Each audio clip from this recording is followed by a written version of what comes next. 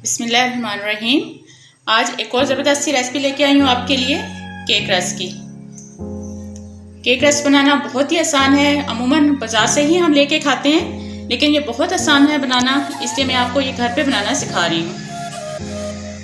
इसके लिए बहुत ही कम इंग्रेडिएंट्स हमें चाहिए। हाफ कप मैं लूँगी ऑयल।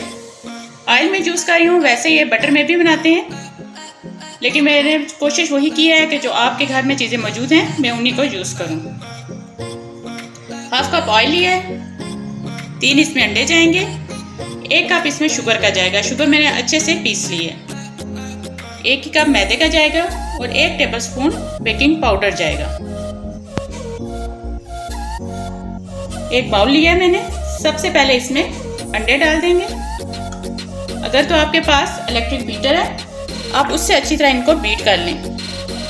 अगर नहीं है तो आप हाथ की मदद से इसको बीट करें। उस वक्त तक बीट करें जब तक इसे अच्छी सी झाग बन जाए।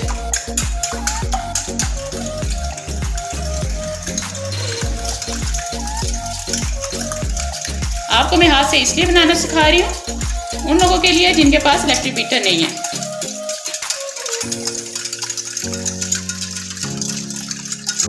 केक रस को भी आप दोनों तरीके से बना सकते हैं।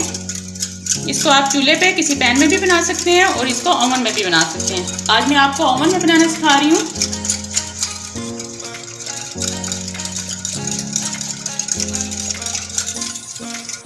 एग्स को अच्छे तरीके से मैंने फेंट लिया है। अब नेक्स्ट इसमें आप शामिल करेंगे हाफ कप ऑयल। अगर आप ऑयल शामिल नहीं करना चाहते तो इसी स्टेज पे आप हाफ कप इसमें बटर शामिल कर सकते हैं।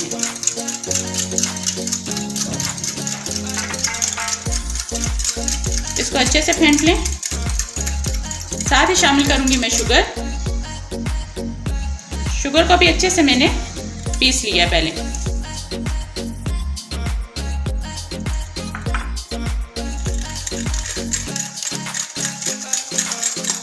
जितना अच्छा आप इसको मिक्स करेंगे उतने ज़बरदस्त आपके केक रस रेडी होंगे।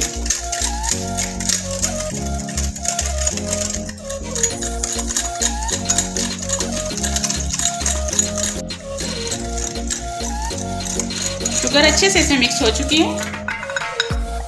अब इसमें जाएगा 1 कप मैदा। थोड़ा थोड़ा करके हम शामिल करेंगे।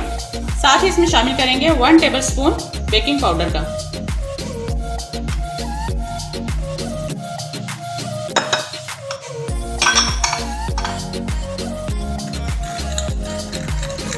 बेकिंग की जितनी चीज़ें हैं उनको बहुत ध्यान से बनाना पड़ता है। उनकी सारी क्वांटिटी सेम उसी तरह आप डाला करें जिस तरह आपको बताई जाती है।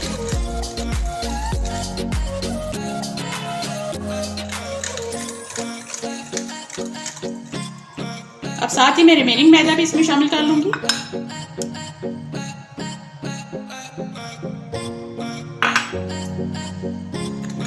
और इसको अच्छे से मैं मिक्स कर लूंगी।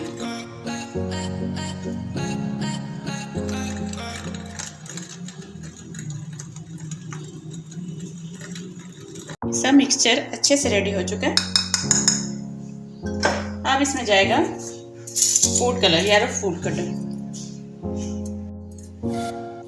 ये सारा मैदा अच्छे से मिक्स हो चुका है। अब इसमें येलो फूड कलर जाएगा, तकरीबन हाफ टेबल स्पून में इसमें ये फूड कलर डालूंगी। इसको अच्छे से मिक्स करें।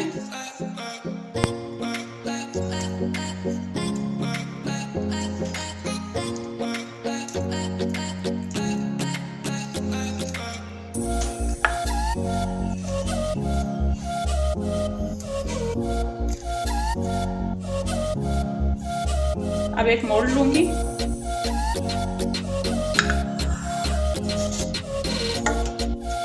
इसमें सबसे पहले हमने ऑयल ग्रीस करना है। इसके नीचे ऑयल ग्रीस कर लूंगी। आप किसी भी शेप का ले सकते हैं, क्योंकि केक पीस को आप किसी भी शेप में कट कर सकते हैं। स्क्वायर शेप में ले लें, रेक्टेंगल शेप में, मोल्ड में ले लें, जो भी आपके पास अवेलेबल है आप ले सकते हैं। इसके ऊपर मैं पेपर फैला दूंगी। इसके ऊपर से बेशक आप ग्रीस ना करें। अब इस सारा मिक्सचर इसमें डाल दूंगी।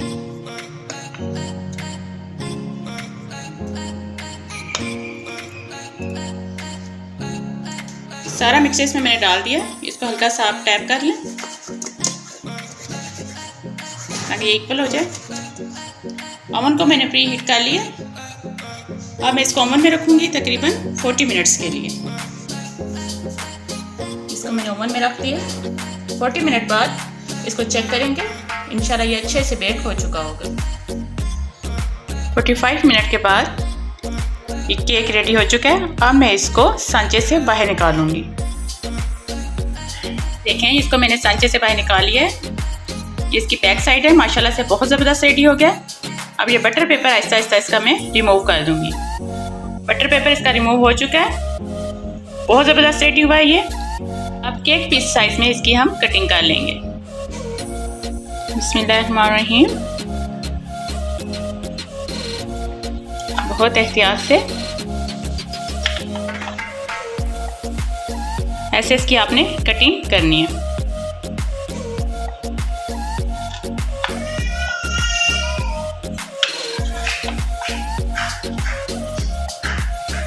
देखिए माशाल्लाह से ज़बरदस्त तरीके से मैंने इसकी कटिंग कर ली है।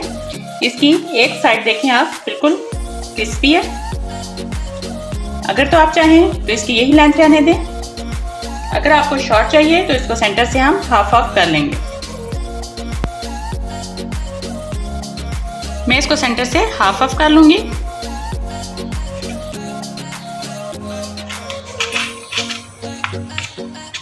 ऐसे इसको आप हाफ ऑफ कर लें, या अगर इससे भी छोटा साइज चाहिए तो इसको एक पीस को 3 हिस्सों में आप काट लें।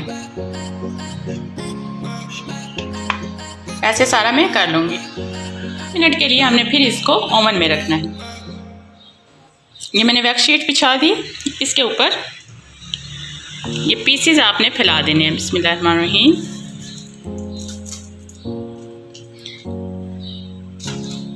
ये सारे पीसेस मैंने अच्छे से फैला दिए हैं वैक्स पेपर के ऊपर। अब इसको ओवन में मैं मज़ीद 10 मिनट के लिए रखूँगी। 10 मिनट बाद इनको मैंने निकाल लिया है और ट्रे में फैला दिया है। माशाल्लाह से बहुत ज़बरदस्त रेडी हो गए हैं केक पीस हमारे।